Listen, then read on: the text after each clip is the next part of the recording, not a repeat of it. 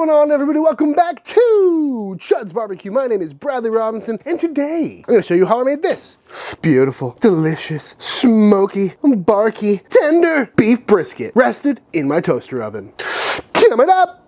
As you may know, I'm a big fan of the overnight heated rest when it comes to brisket. It's my #1 tip for getting restaurant or barbecue quality brisket at home. And on this channel, I've showed several different ways to go about doing that. I've done it in a cooler, I've done it in my oven, I did it sous vide, but if you've seen my last few brisket videos, I've mentioned that I've been doing it in my new toaster oven, and I've been getting a lot of questions about it. So, that's what we're gonna talk about today. We're cooking a brisket, and it is going to be delicious.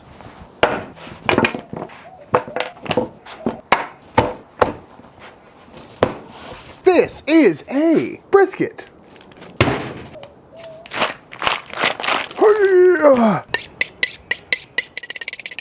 What I got here is a big old Wagyu brisket. And I know what you're thinking. Oh, what the hell, Chud? I can't afford a Wagyu brisket. And to that I say, this will work with any brisket. I usually cook Costco primes in most of my other videos, so you can check those out. But today, I felt like doing something a little special and getting the big boy. So, first thing we need to do is trim this up, starting with this decal fat, which we simply just want to remove. Get in there with the tip. It kind of wants to pull away naturally. Don't need that. Next up, we're just gonna clean up the back here, get some of this silver skin off, some of this extra fat. Always slice with the grain when you're on the back side here. Then we're gonna take off this edge. You can see it's kind of gray and scraggly. Don't need any of that. Backside, looking good. And on this top side here, we're gonna start out right where the point muscle meets the flat. There's always a big chunk of fat right now. So we're gonna go ahead and scoop all of that right on out of there. All fat. Don't need it. Next up, we're gonna take this down. This is pretty tall, kind of flappy, and there's a whole bunch of fat right in this region. Ooh, not the good kind of fat either. So what I'm gonna do is take my knife and just kind of round this whole thing off, making it nice and aerodynamic, while scooping out a bunch of that fat that we do not want in there.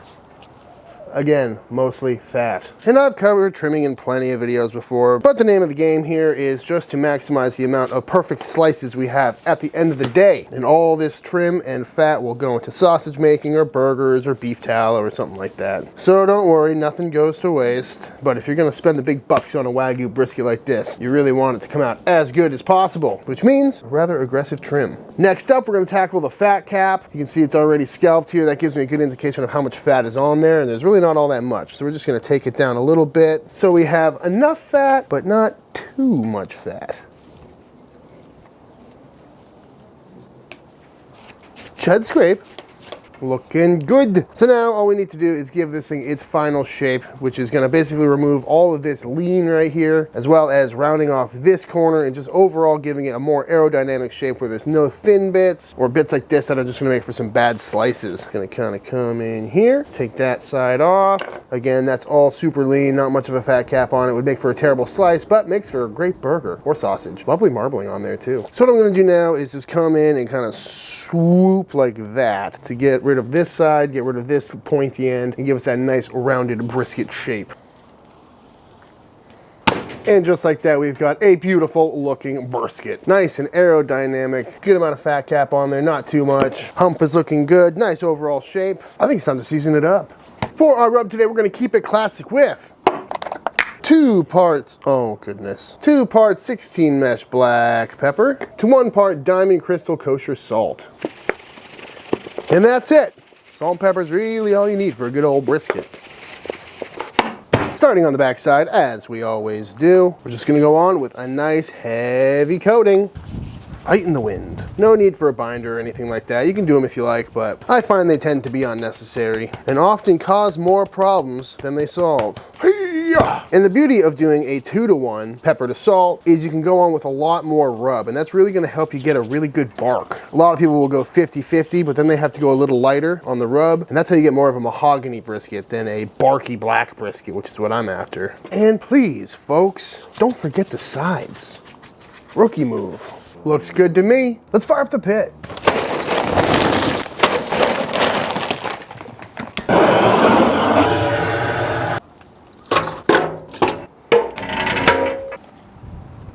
Oh, there's a snake in my boot. On the pit we go. Fat cap up, fatty side towards the fire. You know the drill, folks. We're gonna rock this pit around 250 degrees for the first 2 hours or so. Then we'll probably bump it up to around 275 and we will check back in.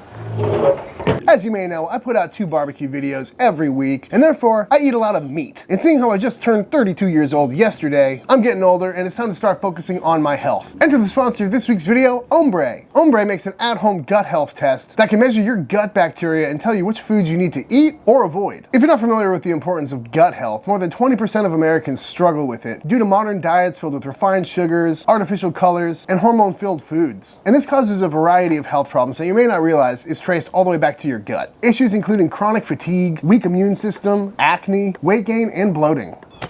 And Ombre's test can help you identify these issues. The test ships straight to your door with easy to follow collection instructions. That's right, folks, they measure your poop.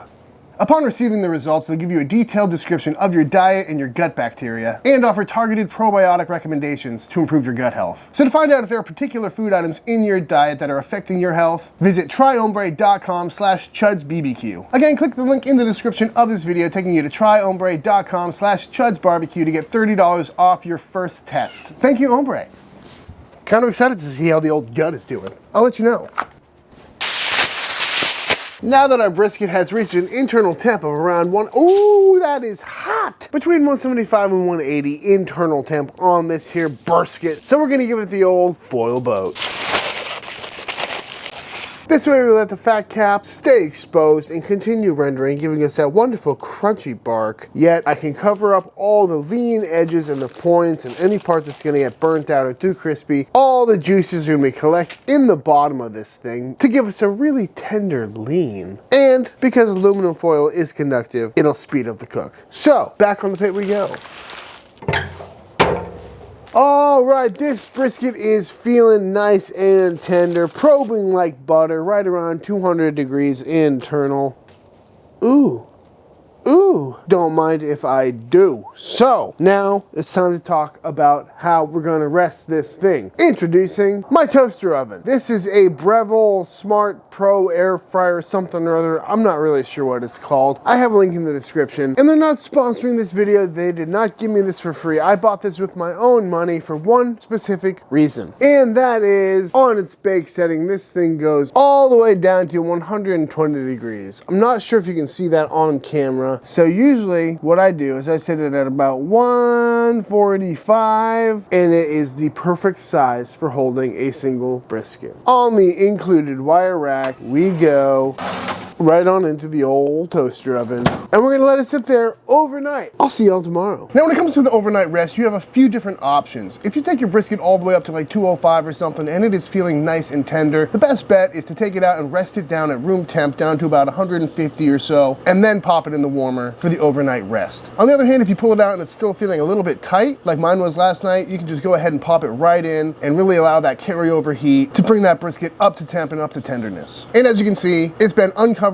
in the foil boat the whole time, and that's so we can maintain that crunchy bark, while at the same time, all that lean on the underside of the brisket is sitting in its own rendered tallow. So it's basically confit right now. So the toughest part of the brisket is gonna have plenty of time to soften up and get nice and tender. Same technique works really well with a paper wrap brisket. Just make sure you put it on a tray so you're not dripping grease all over the heating element and making a mess in there. But again, I really like this thing because I used to do this in my gas oven, but it only goes down to about 170. And something about having a gas oven on for 15 to 20 hours just doesn't sit well with me. If the pilot goes out, it'll just fill the house with gas. It's also not a very consistent unit, and it's really big compared to the size of the brisket. So if you're doing multiple briskets, that's a great way to go about it, but that's why I really like this one, because it fits a brisket perfectly, and it's electric, and I can put it outside so it doesn't stink up the house. And I know you can't really see the screen through the camera lens, but you can set a timer and whatever temp you like. So I have this at 145 degrees. It's been in there for about 15 hours at this point, and you can keep it in there for pretty much as long as you like, whether it's just a few hours or upward of 20. But I do plan on doing some experiment videos in the future, probably over the summer, where I find out exactly how long we can really hold a brisket before we start to lose quality. But all that being said, I'm getting hungry and I think it's time to slice in. How long ago is 2 in the morning? It was 17 hours ago. After 17 hours, it is time to pull this brisket out. Ooh, that's hot. Ooh, smelling good. Ooh, feeling real nice. Oops, don't mind if I do. All right, folks, moment of truth. Let's slice into this beautiful barky brisket. Gotta love that crunchy bark. And there we have it, folks. Looking good, nice and tender, nice and barky, nice and juicy. Gotta love that lean. Get a few center cut slices, shall we? Oh, feeling so tender. Gotta love that sound. And again, that lean is looking nice and juicy, feeling nice and tender, feeling nice and wobbly, good smoke ring. Come on. But the real moment of truth is the good fatty brisket. Go ahead and get this burn end slice off. Ooh, lovely marbling on that. Nice and juicy. So tender. Nothing beats a Wagyu brisket burn end. I tell you what. I mean, just look at it. What more in life do you need? Ooh, gotta love it. I mean, come on, folks. Perfect marbling, incredibly tender. The old bend test, very nicely cooked, and definitely not dried out from that long heated rest either. Beautiful looking slice. I think it's time to dive in. Gotta go for a little burn end real quick. That Wagyu beef, nice and smoky, perfectly salted, lovely bark, perfectly rendered. What can I say, folks? It's a fantastic brisket, but don't take my word for it. Fellas, can I interest you in some brisket? Get in here. All right. Going straight for the burn end. That's the way to do it. Yeah. Don't be scared, buddy. We're shy. Come on. Thank you, sir. May I have another? Yes, sir. You got plenty of brisket to go around. Gotta love those burn ends. Yeah, that's really good. Wow. Yeah, we don't have this at home. Yeah, Utah barbecue scene needs to step up. This is nice, actually. Everyone thinks I'm a really tall person because of the last few guests I've had on the channel, but with you guys, we're all in the same realm. We're on the same level. Average. Average height. Here you go, John. That's so good. Yeah, it's rich, smoky, fatty. What more do you need in life? I do like the lean side. It's a little less heavy. Yeah, that fatty side's like really rich. Yeah. When I flew into Salt Lake City, I got a few DMs from people that say they cook barbecue up there. I'm not sure if they were pop-ups or restaurants or just backyard folks, but maybe one of these days we'll have to go up there and do a pop-up together. That'd be fun. I think without further ado, it's time for the official taste test. You gotta work for it. Oh no, get off the table. All right, here you go. All right, y'all, that is how to cook a perfect brisket and rest it in a toaster oven. If you haven't given the overnight heated rest a try yet, I highly recommend it. It is the biggest game changer for nailing that perfect brisket texture and render for the backyard cook. Whether you do it in a cooler, a sous vide bath, your conventional oven, a toaster oven, or an actual food warmer, it's up to you. This is the method I'm gonna stick with because it fits one brisket perfectly. I can bring it outside so it doesn't stink up the house overnight, and it really works well for my setup. I'll have a link down below where you can get this oven for yourself, but I'm sure there's plenty others like it. Just see how low the temps can go. But that being said, if you enjoyed this video, let me know by hitting that subscribe button and dropping a like on this video. Leave a comment down below letting me know what you want to see me cook next. If you give this recipe a try for yourself, be sure to tag me on Instagram at Chuds BBQ. I love to see what y'all are cooking. Big shout out to all the Patreon members. Thank you for supporting Team Chud and allowing me to keep making all these videos. And until the next time I see you, please go cook something outside. Peace!